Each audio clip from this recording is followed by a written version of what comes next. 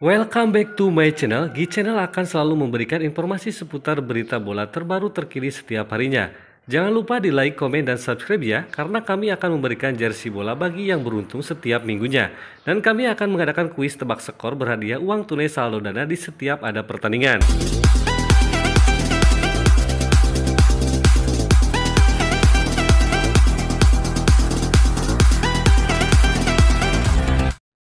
Beberapa pelajaran dari kemenangan timnas Indonesia versus Burundi. Mainnya oke sih, tapi penyakit lama kumat lagi. Sebuah hasil positif diraih timnas Indonesia pada hari Sabtu 26 Maret 2023. Menjamu Burundi, skuad Garuda mampu menang dengan skor 3-1. Pertandingan ini digelar dalam rangka FIFA Matchday edisi Maret 2023. PSSI memilih Burundi sebagai lawan uji coba skuad Garuda pada jeda kali ini. Menghadapi tim yang memiliki 10 peringkat lebih tinggi dari Indonesia di ranking FIFA menjadikan laga ini berjalan seru. Di akhir laga, anak asuh Sintayong berhasil menutup pertandingan dengan skor akhir 3-1. Meski meraih kemenangan, ada beberapa pelajaran yang bisa dipetik skuad Garuda untuk mempersiapkan pertandingan kedua yang digelar pada pekan depan. Mari kita simak ulasannya. Pelajaran pertama yang bisa dipetik dari kemenangan ini adalah permainan timnas Indonesia semakin cair di bawah asuhan Sintayong. Meski ada beberapa pemain baru di skuad ini, namun pemain-pemain ini bisa memahami apa yang diinginkan pelatih asal Korea Selatan tersebut. Ini terbukti dari koordinasi yang baik antar lini, terutama di babak pertama. Hasilnya terlihat permainan Indonesia di laga ini tergolong atraktif dan menghibur, meski harus diakui permainan skuad Garuda kurang maksimal karena kondisi lapangan yang kurang kondusif. Timnas Indonesia bermain nyaris tanpa celah di babak pertama, namun di babak kedua penyakit lama skuad Garuda kumat. Ya, di babak kedua ini ada penurunan performa dari Elkan Bagot dan kawan-kawan. Ini membuat timnas Indonesia kebobolan gol cepat di awal babak kedua, dan sepanjang babak kedua ditekan terus oleh Burundi.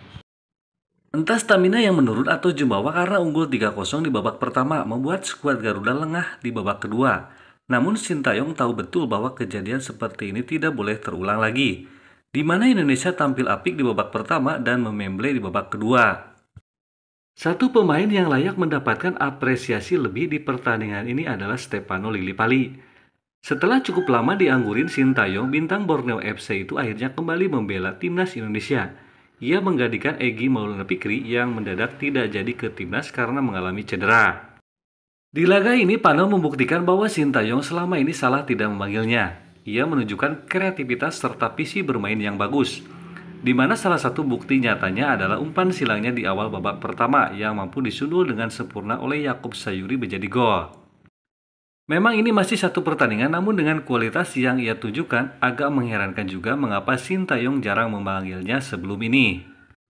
Pemain lainnya yang layak mendapatkan apresiasi lebih di laga ini adalah Jordi Amat. Pemain yang dinaturalisasi Indonesia di tahun 2022 kemarin itu menunjukkan bahwa pengalamannya yang melanglang buana di Eropa memang tidak bohong. Ia menjadi pilar penting di lini pertahanan Indonesia pada laga ini. Ia mampu mengkoordinir Rizky Ridho dan Elkan Bagot dengan baik. Ia juga piawai membaca serangan lawan sehingga ia mampu membuat blok dan intercept yang krusial. Ia benar-benar jadi pembeda di laga ini. Satu hal yang perlu diperhatikan dan dipersiapkan timnas Indonesia di pertandingan kedua nanti adalah Burundi akan tampil berbahaya. Di babak pertama, Burundi seakan kaget melihat permainan Indonesia. Namun tim asal Afrika itu berhasil menganalisis pertandingan dengan baik dan mampu menekan Indonesia selama hampir 45 menit di babak kedua.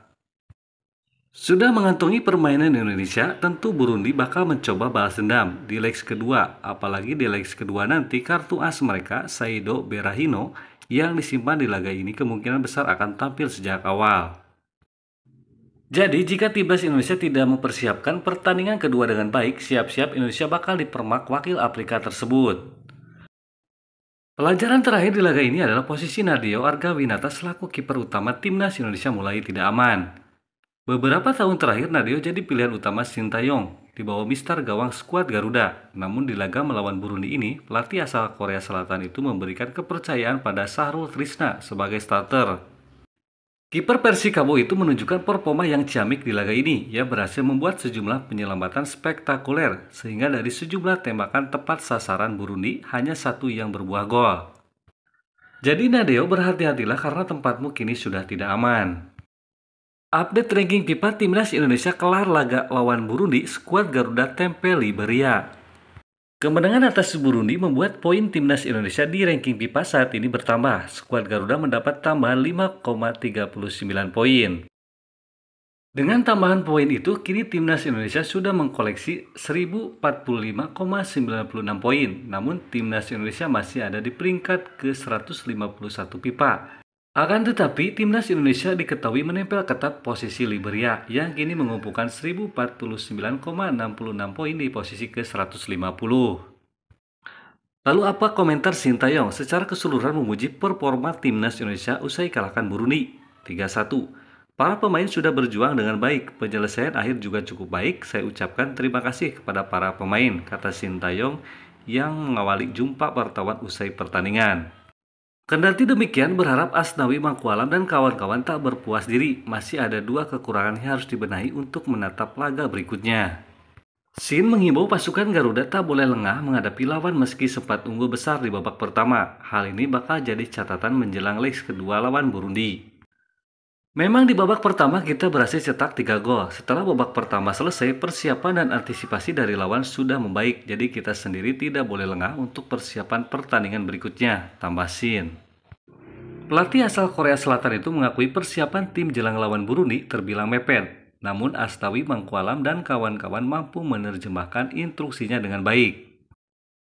Saina Patinama menghidupkan kembali spekulasi tampil di leg kedua Indonesia versus Burundi usai memamerkan tiket pesawat menuju Indonesia Sabtu 25 Maret 2023. Lewat Instastory miliknya, Saina memamerkan tiket pesawat dengan keterangan dari Amsterdam menuju Bandara Soekarno-Hatta Cengkareng, Jakarta. Sampai bertemu secepatnya, tulis Saina sambil menyertakan bendera Indonesia. Namun pemain keturunan Indonesia dan Belanda itu sempat dikabarkan tak bisa membela skuad Garuda lantaran masih ada permasalahan alih federasi. Kini pemain yang bermain di klub Viking FK itu pun berpeluang menjalani debut resmi bersama Timnas Indonesia pada leg kedua melawan Burundi di FIFA Matchday Maret 2023. Pemain bertahan 24 tahun itu bisa segera bergabung dengan beberapa pemain keturunan lainnya seperti Jordi Amat, Elkan Bagot, Stefano Lillipali, dan Mark Klok. Sintayong bakal mendapat keuntungan jika Patinama diizinkan memperkuat Timnas Indonesia dalam waktu dekat, sebab pemain berdarah Ambon tersebut bisa bermain di berbagai posisi termasuk bek kiri dan gelandang bertahan. Kita nantikan saja apakah Saina Patinama bisa tampil.